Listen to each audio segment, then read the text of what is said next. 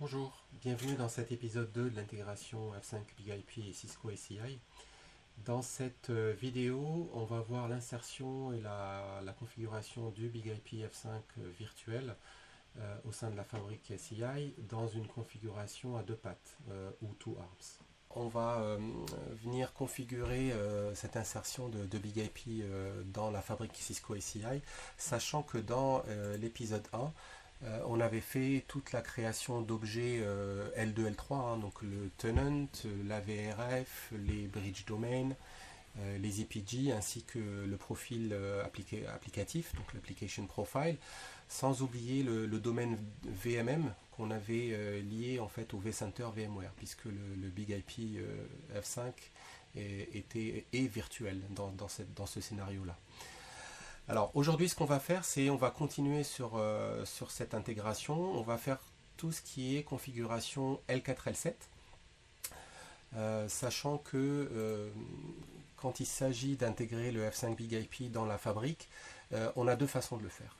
La première façon, c'est ce qu'on appelle le mode EPG, où le F5 va être un endpoint group. Donc il va être représenté par un EPG. Donc c'est un peu la boîte noire, puisqu'en fait, ce qu'on va faire, c'est que on va établir deux contrats, un pour le flux venant de l'externe et un autre le flux allant vers l'interne, pour représenter voilà, la partie consumer et la partie provider. Alors dans ce mode EPG, c'est un mode qui n'est pas très flexible parce qu'il faut venir faire l'assignation des VLAN, l'assignation des contrats aux EPG de façon manuelle. Il n'y a rien de dynamique dans ce mode-là. De même, tout ce qui est redirection et traffic steering, il faut le faire pareil de façon manuelle. Donc c'est pas vraiment un modèle qui est recommandé, même s'il fonctionne très bien. Nous, ce qu'on va faire dans cette démo là, c'est plus le mode qu'on appelle unmanaged, où on va venir tirer parti du service graph, donc une fonctionnalité Cisco ACI, et qui va nous permettre de venir faire toute cette partie automatisation, donc automatisation de l'assignation des VLAN, l'assignation dynamique des interfaces virtuelles réseau, et ainsi que l'assignation des contrats au niveau des EPG. Tout cela se fait de façon dynamique. L'autre intérêt aussi, c'est le côté redirection de trafic, hein, donc le PBR, où là, on va s'éviter des topologies complexes, hein. Il n'y a pas besoin dans ce scénario-là de venir splitter par exemple le niveau 2 pour insérer un équipement. Là, le service graph va le faire pour nous. On a aussi la capacité de venir faire des redirections de trafic de façon partielle, hein. On n'a pas besoin de rediriger tout le trafic, on peut le rediriger juste par rapport au protocole ou au port. Donc voilà par rapport aux bénéfices d'utiliser le service graph.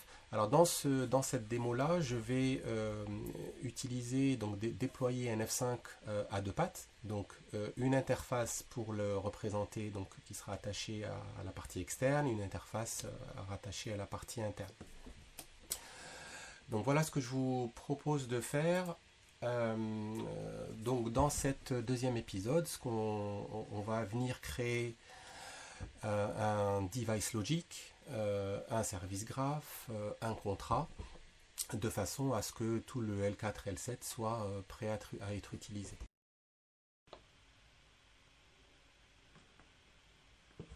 Alors la première chose à faire est de venir créer l'équipement logique. Donc pour cela, je me positionne dans la partie service L4 L7 et je fais un create device. Donc l'équipement que je vais instancier, donc l'idée ici, hein, c'est de venir plugger le BigIP virtuel au sein de la fabrique ACI dans une configuration donc à deux pattes. Donc je suis dans un mode qui est non managé. Le BigIP, je vais l'appeler le BigIP standalone, sachant que on peut tout à fait venir configurer un cluster de BigIP à deux membres. Donc c'est tout à fait possible. De même que on peut plugger soit du physique, soit du virtuel. Donc là, je suis en virtuel et je suis plugué, enfin je tourne sur un domaine VMM vCenter.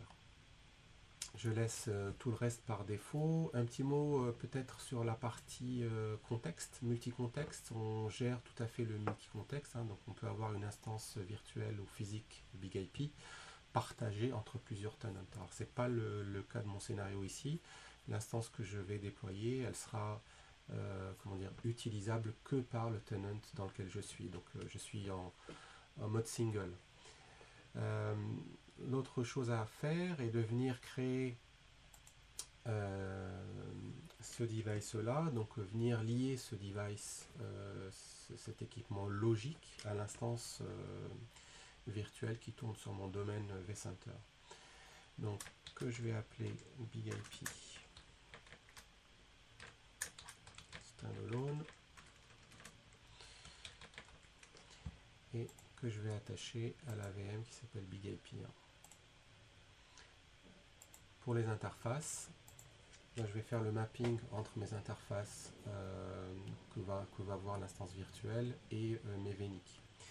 Donc la première interface, je vais l'appeler external NIC et que je vais assigner à la VNIC numéro 2, sachant que la VNIC numéro 1 est déjà utilisée par l'interface de management.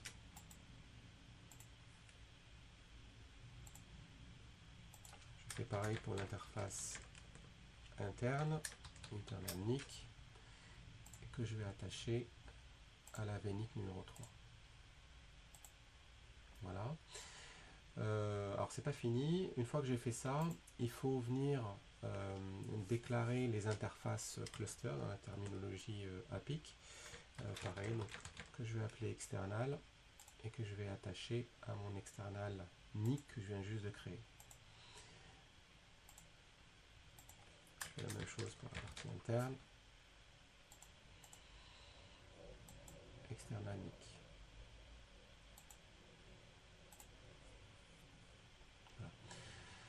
Ce que je suis en train de faire là, on peut tout à fait, alors je le fais via l'interface APIC, mais on pourrait tout à fait le faire via l'interface REST API du contrôleur. Voilà, donc mon équipement L4L7 est créé. Là, je peux venir créer cette fois-ci mon service graph. Donc service graph que je vais appeler alors BigIP standalone RG par exemple. Donc c'est un nouveau graphe. Et là, hop, je vais insérer le device en question entre le consumer et le provider. Je vais bien spécifier que je suis en mode 2 arms. Dans cette démo, je ne vais pas utiliser le PBR, donc le redirect du service graph. Hein. Donc mon BigIP va être la default gateway de mes serveurs en back-end. Une fois que j'ai fait ça, hop, je peux soumettre. Mon graphe est créé. Maintenant, ce que je vais faire, je vais venir tout simplement l'appliquer. Donc, je fais un apply du service graph. Voilà. L'idée ici, c'est d'assigner ce service graph aux bons EPG. Donc, pour la partie consumer, donc la partie externe, ben, je vais sélectionner l'EPG externe hein, que j'ai préalablement créé dans l'épisode 1 de cette série. Et puis sur la partie provider, ça va être l'internal EPG. Et je vais donner un nom à ce contrat. Donc c'est un nouveau contrat que je vais appeler BigIP 2 arms contract.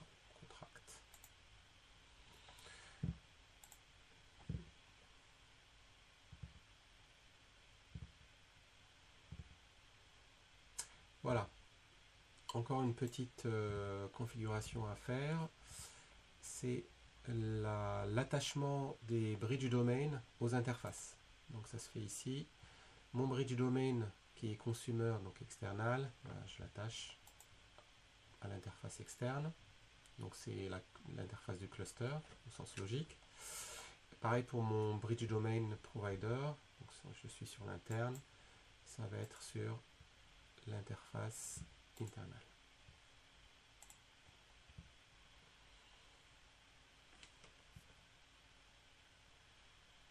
Voilà.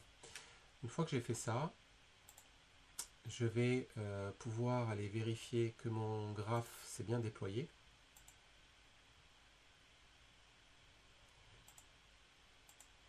Donc je vais regarder mon function node et je vois qu'effectivement le contrôleur APIC a assigné à ma VM les VLAN en question, donc avec un tag à 1004 et un autre à 1170. Donc voilà, ma configuration c'est bien effectuée.